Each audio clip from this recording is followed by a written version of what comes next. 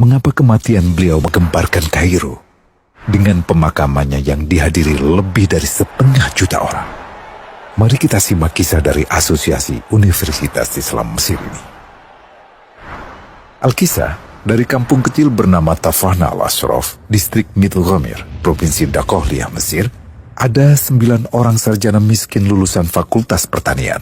Lalu mereka pun sepakat membuat sebuah peternakan unggas, sembari mencari mitra ke-10. Namun mereka terbentur modal.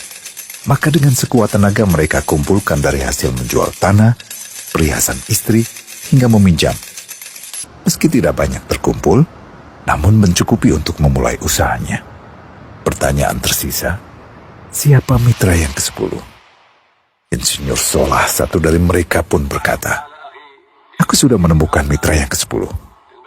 Siapa?" kata teman-temannya. Allah, lanjutnya. Allah akan menjadi mitra usaha kita yang ke-10. Allah akan mendapat 10% dari keuntungan kita. Dengan perjanjian, Allah yang akan memberikan perlindungan dan pemeliharaan, keamanan dari segala wabah penyakit. Akhirnya mereka pun sepakat. Kontrak kerjasama pun ditulis secara rinci dan dicatatkan ke notaris, lengkap dengan peran mitra ke-10 tersebut. Tak disangka, setelah 1 musim bisnis mereka langsung meroket, jauh dari yang dibayangkan sebelumnya. Lalu mereka pun kembali bersepakat menambah jatah keuntungan mitra ke-10 menjadi 20% di musim kedua, dan begitu seterusnya hingga mencapai 50%. Lalu bagaimana keuntungan mitra ke-10 itu dialokasikan?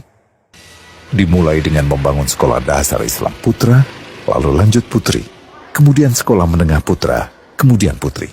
Tambah lagi madrasah alia putra, lalu putri. Tapi karena keuntungan terus membanjir, akhirnya dibentuklah Baitul Mal. Dan mereka pun mengajukan ke pemerintah untuk membangun universitas di kampung. Awalnya ditolak dengan alasan tiadanya akses bagi para mahasiswa. Tak berapa lama mereka pun mengajukan pembangunan universitas lengkap dengan stasiun kereta beserta jalurnya dengan biaya mandiri. Akhirnya permintaan ini disetujui. Dan pertama dalam sejarah Mesir, berdirilah sebuah universitas di perkampungan kecil. Semakin berkembang, dibangun pula fakultas kedua, ketiga, keempat hingga asrama putri dengan kapasitas 600 kamar. Lalu asrama putra dengan 1000 kamar. Tiket kereta api pun digratiskan untuk memudahkan transportasi menuju kampung tersebut. Tak cukup hanya itu, dibangun Baitul Mal berikutnya hingga hilang kemiskinan di daerah tersebut. Dan program ini diduplikasi ke kampung-kampung lain hingga bisa dikatakan tak ada kampung yang disinggahi Insinyur Solah kecuali akan dibangun Baitul Mal untuk warga. Bantuan pun diberikan untuk fakir miskin dan para janda. Pemuda pengangguran pun dilatih untuk mengelola perkebunan sayur hingga mandiri, bahkan sampai bisa mengekspor ke negara tetangga. Pada saat panen raya, seluruh penduduk dikirimi paket sayur. Di hari pertama Ramadan diadakan buka puasa bersama untuk seluruh penduduk desa. Mereka memasak dan hadir ke lapangan yang dipenuhi beraneka makanan. Disiapkan juga perabotan untuk gadis-gadis yatim yang ingin menikah. Dan ini semua merupakan sedikit dari banyaknya kebaikan yang dilakukan oleh Insinyur Solah. Hingga pada akhirnya disepakatilah keuntungan perusahaan 100% untuk Allah.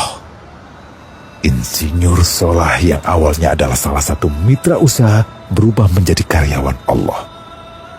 Dia hanya menerima gaji, namun dia memberikan Tuhannya syarat agar membuatnya hanya butuh kepadanya dan hanya meminta kepadanya.